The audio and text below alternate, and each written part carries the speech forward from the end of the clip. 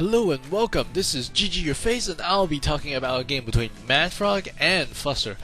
MaDFroG is spawning as the red Zerg at the lower left hand corner, and Fuzer is playing as the blue Terran at the upper right hand corner. This is game number 2. I believe whoever takes 2 wins will get through, and whoever does not will not go through. And Fuzer is building the supply depot right inside his base like he did in game number 1, and he will be scouting with his SCV quite early, and MaDFroG is gonna be sending his overlord to, I think, the position slightly west of Fuzer's base. I don't know how many of you guys have heard it. There was a lot of people who were banned for using some Starcraft 2 single player hacks. I mean, Starcraft 2 multiplayer hacks is a little bit pointless because I think this game is a lot like rock, paper, scissors, and if you know what the other guy is doing, I think it's really hard for anybody to lose, and it defeats the purpose. And MaDFroG is scouting around for any proxy barracks possibly, or anything around the edges, or hidden SCV, something like that. And I think MaDFroG might be putting, yes he is, he's going to be putting down an early hatchery. So I don't know how you guys feel about the banning and the hacking issue, so let me know in the comments what you guys think, and if you were affected by it. I guess at least you could still watch it while you get your new CD key. The barracks is coming up, and the refinery has just recently finished. I think that was a 15 hatch by MaDFroG. A little bit risky. He doesn't have his spawning pool or the extractor just yet, and Fuzer has not blocked off the ramp, but it looks like he's going to be moving the barracks to block off his ramp. I think he likes to do this early barracks because it allows him to make the orbital command a couple of seconds earlier, and having the orbital command come down a couple of seconds earlier will allow you to get that mule a little bit quicker. And the spawning pool is about 60% done for MaDFroG at the moment. Oh, and by the way, sometimes I do bring up stuff in my personal life, such as what games I'm playing, how I'm feeling and such. I'm not trying to promote any games, I'm just letting you know that some stuff might be cool, you might like it, you might not like it. I am really not trying to promote anything, just so you guys know. I just have a genuine feeling that I want to share. And there is an extractor just completed for MaDFroG at the moment. I think we will see 3 drones on it, and the 3 drones actually transferring to the first expansion, and 3 drones are getting into the gas right now, and Fuzer is scouting inside the base. If we take a look at the vision for MaDFroG, he doesn't know exactly what's going on inside the base. He hasn't even scouted. The sacrificial overlord has not gone in, so he doesn't know anything about what's happening inside the base of Fuzer. I think that is one of the main differences between MaDFroG and a lot of the other Zergs. MaDFroG doesn't really like to scout, or maybe he is really confident about what he thinks he knows about his opponents, because he has not scouted in game 1 either. And right now we see a Roach Warren coming up for MaDFroG, and this SCV is getting chased across, and I think he's got to lift one of these 2 buildings, probably the barracks to let him in, or the factory. I think he was building something. Maybe he didn't put it on correctly. And this SCV, the SCV actually goes down. He started the production of a Marine, and that one Zergling was able to take it down. We do see the upgrade for the pre-igniter, very important upgrade for the Hellion, and we see the Terran player is getting the command center immediately to get the same number of expansions as MaDFroG. MaDFroG is taking up to Lair at the moment and grabbing the second extractor, and the second refinery is currently being built by Fuzer as well, and Fuzer just toasted a Zergling over there by the side. If we take a look at the army count, both players are relatively close, a little bit ahead for the Terran player. He does have a couple of more units than MaDFroG. MaDFroG has a lot of drones, very few Zerglings, 2 Roaches and 2 Queens, and we do see 2 Hellions and 2 Marines for a Terran player, and these 2 Hellions will be coming across, and these perfectly positioned Roaches are going to be able to push the Hellions back a little bit. I think the Hellions are trying to bait him out. We do see a secondary factory coming up, I believe, inside the base of Fuzer, and Fuzer is thinking about moving those Hellions in. I think he's waiting for the upgrade to be finished. They're going to be finished in about 8 more seconds. The clear reconstitution is being researched for MaDFroG for the Roaches. If we take a look at the unit count, 27 drones to 24 SCVs, relatively close, and the income about the same, slight ahead for MaDFroG. And I think, he actually almost snuck past those Roaches there, and the Queen actually came out to put, he does take down the creep tumor. That is good news for Fuzer. A couple of more Roaches being produced by MaDFroG. I think he is a little bit unhappy about the pressure. I think he knows that these Hellions are about to get in any moment. If he just slips on his micro just a little bit, and I think they're trying to get in. And a couple of more, one more roach is spawning. I think there was a couple of more roaches are coming. These Hellions are trying to get in. One of the Hellions gets taken down. There's one more, and I think, ooh, there's one more roach, and it's just perfect timing for that roach. He does manage to take down all 3 Hellions, no casualties. And Fuzer has successfully gotten his expansion. He does have a bunker and a couple of marines, but that's about all he has. He will be getting these tanks, and I think siege tech is not currently being researched. That is a strange choice. And I think because MaDFroG has taken down those couple of Hellions, he does feel comfortable enough, and I think he wants to go expand again. MaDFroG has still not scouted the base of the Terran player, Fuzer. He still has a sacrificial overlord over here, or maybe that is an overlord that is specifically designed to check out what's going on to the side of the base. And we do see a spire going down. In the last game, a scan goes off, and he will catch a glimpse of that spire, it looks like. Yes, he did. In the last game, MaDFroG went pretty roach heavy, and this game he does show a lot of roaches to the Terran player, but the Terran player does scan, and that scan will catch a glimpse of the spire that is to come. So he will be more than ready for those Mulas should they come.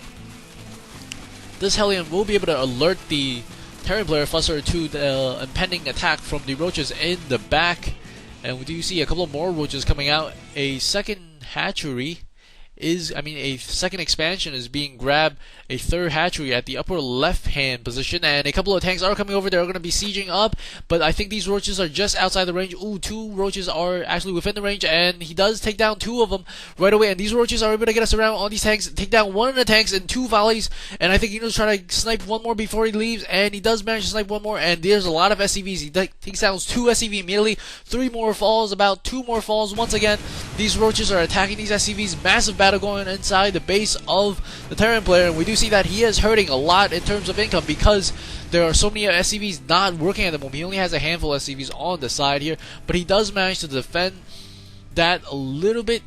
Almost, I think, a win for MaDFroG, but that was well defended by Fuzer. I think MaDFroG is going to want to poke away at the front. He does have a couple of mutas that have just recently spawned, and the Terran player, rightfully so, is putting down a couple of missile turrets around the base. Very, very good idea, and it looks like he's going to poke in the back once again from the west side of the base, and let's see what he's going to do. And it looks like a couple of Thors have spawned for Fuzer, and he's coming into the side. Does pick off 1 SCV. I think he might want to take down this refinery or not. He's going to take down the missile turret. The missile turret is only 75 minerals though, and he's taking heavy shots from those mulas, and these roaches are getting shot at as well, but he's not losing that many things. 1 mule is very, very close to death though, and not too many losses there. He did manage to take down 1 of those missile turrets. Double armory once again for the Terran player Fuzer, getting that double upgrade very, very quickly, and he's also putting down a sensor tower. Very, very nice. There will give him a lot of information, but I think it might be difficult for him to keep up with MaDFroG on this map, because in the last game he was able to successfully keep up with his opponent because the bases are a little bit scattered. It looks like MaDFroG is checking for that 3rd base, and he does see his opponent does not have the 3rd base. He needs to come in here and snipe off 1 SCV, 2 SCV that was building these 2 supply depots, and it looks like supply depots will not get cancelled just yet, and I think he might want to cancel them soon, or maybe not. And they both do get cancelled, or maybe they got shot at. And now the Thors come over, and the base is undefended, so if MaDFroG can poke in from the left side, once again from the west side of the base, we do see burrow as well as the tunneling claws for the roaches are being researched. Very, very good upgrades. As I was saying, the Terran player Fuzer was able to keep up with MaDFroG's macro in the last game because he had expanded. He even had a double command center in game number 1, which was very, very good play from Fuzer. But in this game, it might be difficult for him to take his 3rd because the 3rd is all the way over here, destructible rocks, and this one is much closer to his opponent. And MaDFroG is actually getting his 4th base, 3rd expansion. He also has double hatcheries in both his main and natural expansion. And we do see the 1-1 upgrade is being done by Fuzer for his weapons and plating. Additional roaches coming out. If we take a look at the army size, 141 to 86, both a little bit supply blocked at the moment. And we see these mules coming in. Ooh, one of the mules go down immediately to the Thor fire. And a couple of roaches slowly approaching with their red glowy eyes. Oh, that is so glorious. And they're coming inside the base, and there is a missile turret here, and I think you will be able to see these roaches. I hope MaDFroG controls these units as additional Thors are being produced, and the +1 flying carapace for the mules are being researched, and these roaches are inside the base. They're not doing anything, and the mules are in the back. Roaches getting closer to the missile turret. Oh crap.